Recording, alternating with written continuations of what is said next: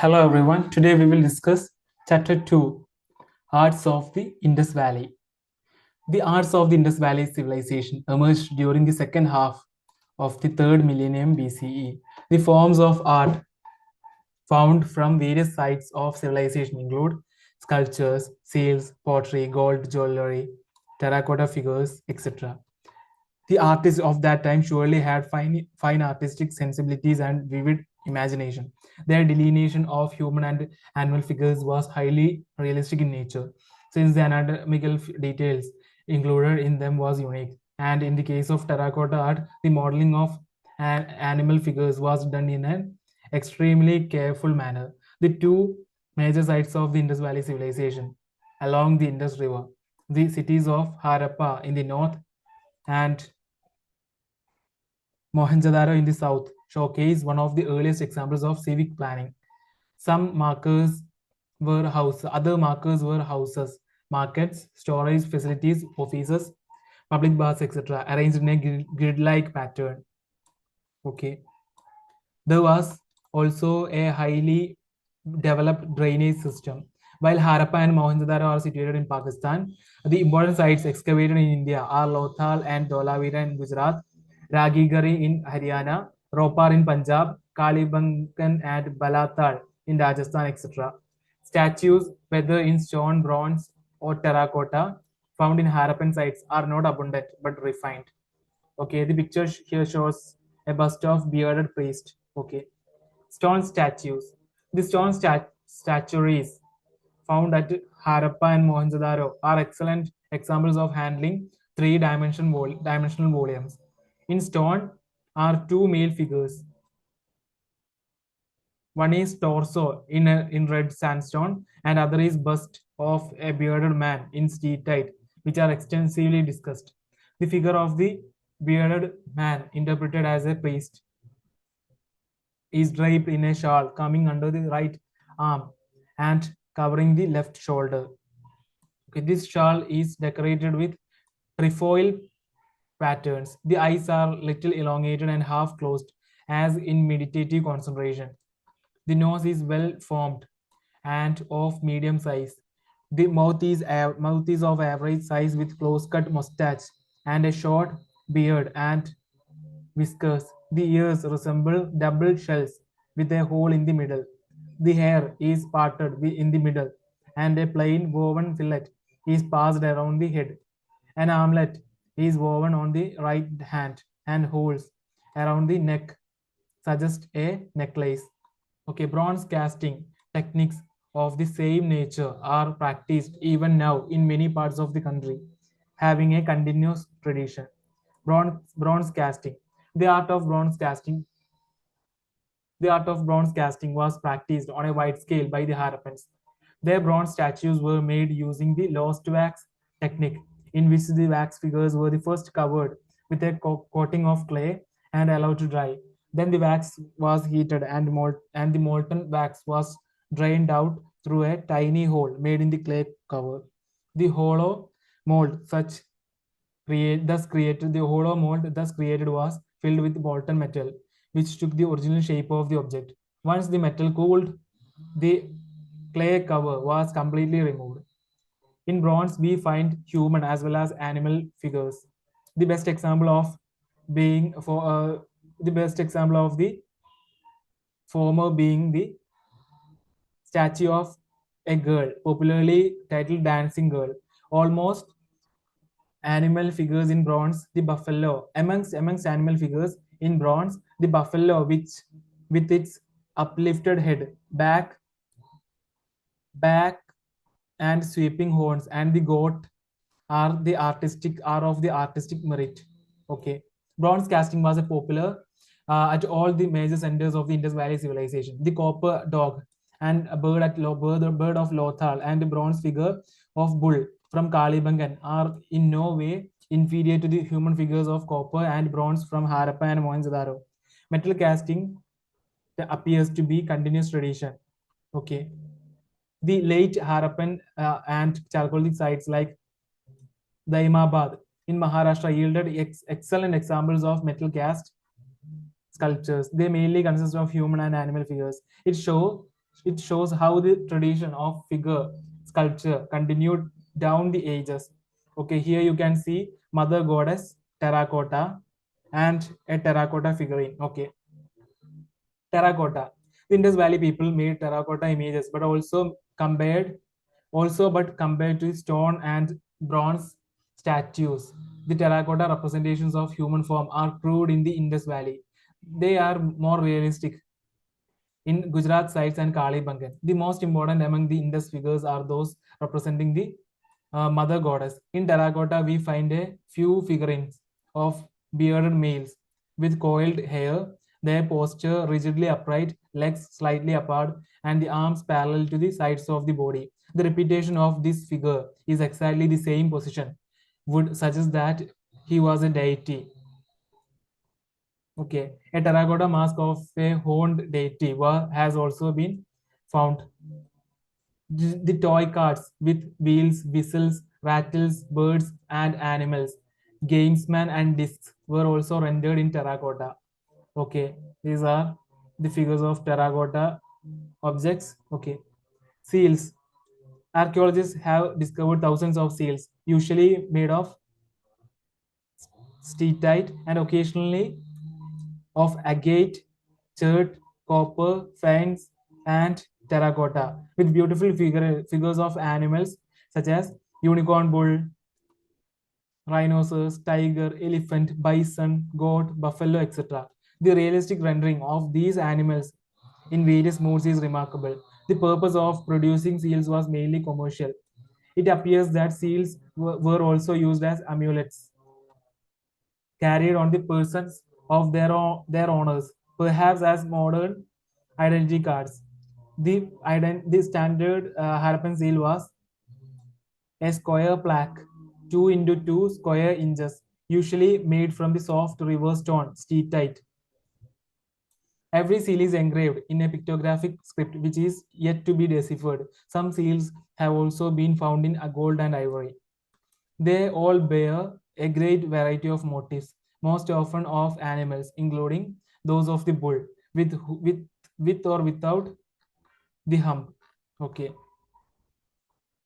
with or without the hump. The elephant, tiger, goat, and also monsters. Okay, here you can see the unicorn seals. Okay, sometimes trees or human figures were also depicted. The most remarkable seal is the one depicted with a figure in the center and animals around. This seal is generally identified as Pashupati seal by some scholars, whereas some identify it as the female deity. This seal depicts a human figure seated cross-legged.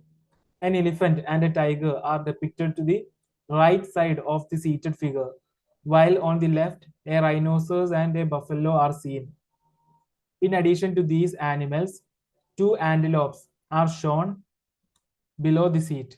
Seals such as these date from between 2500 and 1500 BCE and were found in considerable numbers in sites such as the ancient city of Mohenjo-daro in the Indus Valley. The figures and animals are carved in intaglio on their surfaces, square or rectangular copper tablets with an animal or a human figure on one side and an inscription on the other side, or an inscription on both sides have also been found. The figures and signs are carefully cut with a beryl. These copper tablets appear to have been amulets. Unlike inscriptions on seals, which vary in each case, inscriptions on the copper tablets seem to be associated with the animals portrayed on them. Pottery.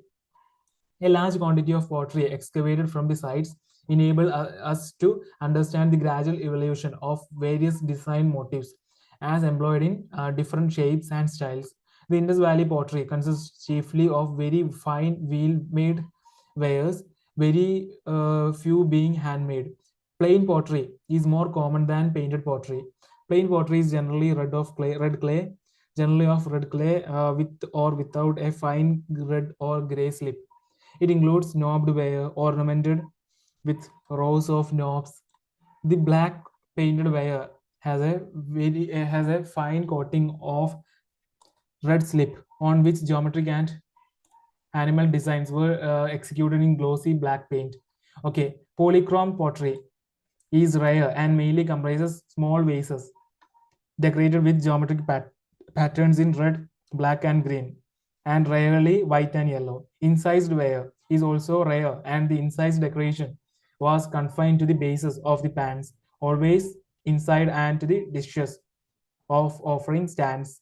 Perforated pottery includes a large hole at the bottom and small hole all over the wall, and was probably used for straining liquor. Pottery for household purposes is found in as many shapes and sizes as could be conceived of for daily practical use. Straight and angular shapes are an exception, while graceful curves are the rule. Miniature vessels, mostly less than half an inch in height, are particularly so marvelously crafted as to evoke admiration. Beads and ornaments. The Harappan men and women decorated themselves with a large variety of ornaments produced from every conceivable material, ranging from precious metals to gems and gemstones to bone and baked clay, while necklaces, fillets, armlets, and finger rings were commonly worn by both sexes. Women wore girdles, earrings, and anklets. Okay, women wore girdles, earrings, and anklets. Here you can see perforated pot and pottery. Okay, hoards of jewelry found at Mohenjo-daro and Lothal include necklaces of gold and semi-precious stones, copper bracelets and beads, gold earrings and head ornaments, fanes, pendants and buttons, and beads of steatite and gemstone. All ornaments are well crafted. It may be noted that a cemetery has been found at Farmana in Haryana, where dead bodies were buried with ornaments. Okay, the bead industry seems to have been well developed, as evident from the factories discovered at Chanhudaro and Lothal. Beads were made of cornelian, amethyst, jasper, crystal, quartz, steatite, turquoise, lapis lazuli, etc. Metals like copper, bronze, and gold, and shell, fanes, and terracotta or burned clay were also used for manufacturing beads.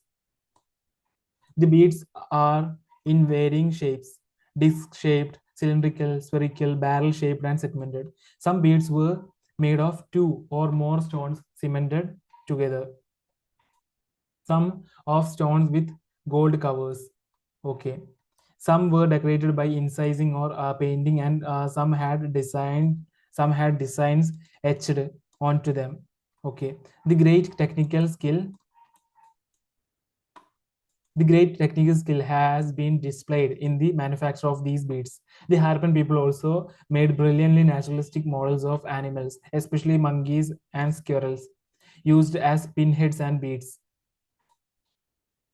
It is evident from the discovery of a large number of spindles and spindle wheels in the houses of the Indus Valley that spinning of cotton and wool was very common.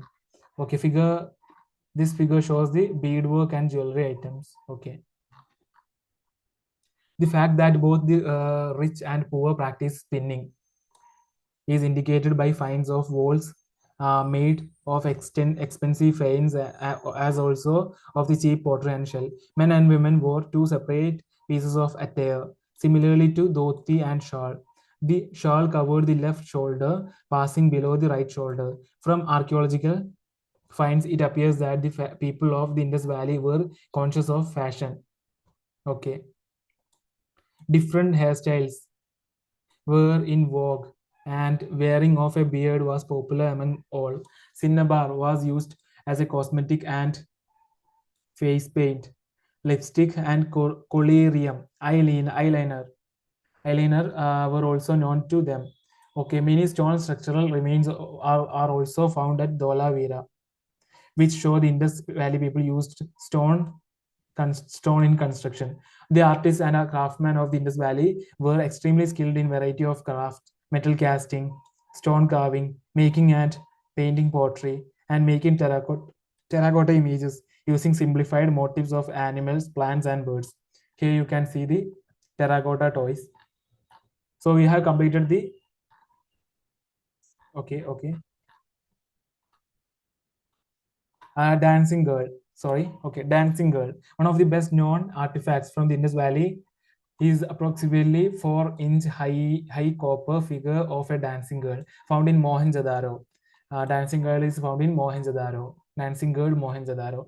Okay, uh, this exquisite casting depicts a girl whose long hair is tied in a bun. The bangles cover the left arm. A bracelet and an amulet or bangle adorn her right arm, and a cowrie shell necklace is seen around her neck. Her right hand is on her hip, and left hand is clasped in a traditional Indian dance gesture. She has a large eyes and flat nose. This figure is full of expression and bodily vigor and conveys a lot of information. Okay. Next is bull. This bronze figure of a bull meant from Mohenjo-daro deserves mention. The massiveness of the bull and the fury of the charge are eloquently expressed. The animal is shown standing with his head turned to the right and with a cord around the neck. Okay, you can see them here. Male torso. In this red sandstone figure, there are socket holes in the neck and shoulders for the attachment of head and arms. The frontal posture of the torso has been consciously adopted. The shoulders are well baked and abdomen slightly prominent. Okay. Painted earthen jar found in Mohenjo-daro. This jar is made on a potter's wheel with clay. The shape was manipulated by the pressure of the crafty fingers of the potter. After making the clay model, it was painted with black color. High polishing was done after a finishing touch. The motifs as a fishing, the high polishing was done as a finishing touch. The motifs of vegetals and geometric forms. Designs are simple but with a tendency towards abstraction. Okay. Mother goddess. The mother goddess figures are usually crude, standing female figures adorned with necklaces, hanging other prominent breasts, and wearing a loin cloth and a girdle. The fan-shaped dress. The fan-shaped headdress with a cup-like projection on each side is a distinctive decorative feature of the mother goddess figures of the Indus Valley. The pellet eyes and beaked nose of the figures are very crude, and the mouth is inclined by a slit. Okay, mother goddess. You can see here the mother figure of mother goddess. Okay, maps showing Mauryan sites. Which are they? Yaragudi, Brahmagiri, Maski, Sannadi, Sopara, Dauli, Jaugada, Panguraria, Sanji, Rupanath, Ujjain, Girnar, Gujjara, Kaushambi, Sarnath, Patliputra, Lauria, Arairaj, Rampurva, Lumbini, Meerut, Kalsi, Topra, Bahapur, Girnar, Lampaga, Kandahar, Mansehra, Shahbazgari, and Taxila. Okay. So we have completed the chapter 2 also. In the next video, we will discuss chapter 3. Arts of the Mauryan period. Arts of the Mauryan period. Okay, thank you so much for listening me. We'll see you next class. Thank you very much. Bye.